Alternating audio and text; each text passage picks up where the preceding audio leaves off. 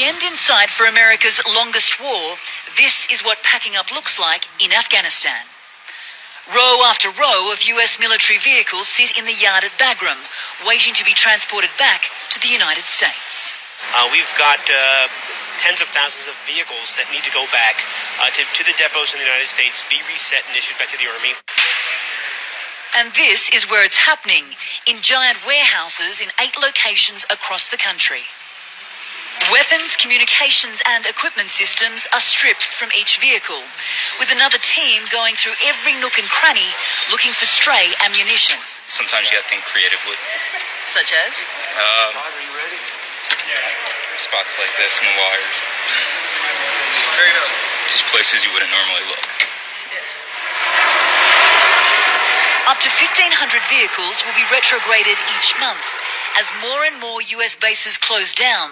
So far, already 400 have shut up shop.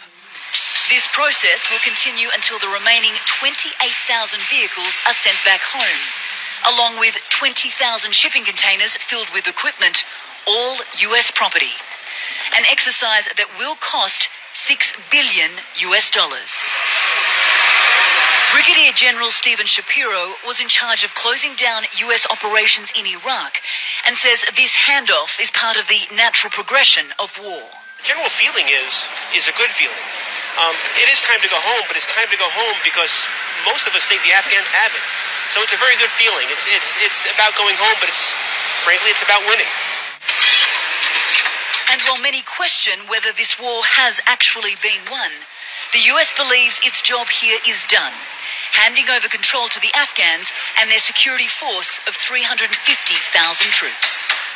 America's war in Afghanistan began here in Bagram back in 2001. And while US and international forces are already packing up and pulling out, this base will be an enduring presence post-2014.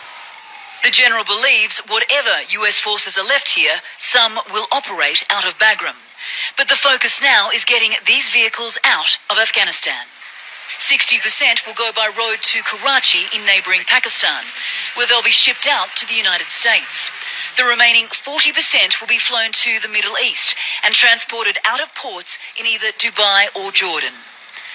This is America's endgame, and as the vehicles leave, so too do the troops.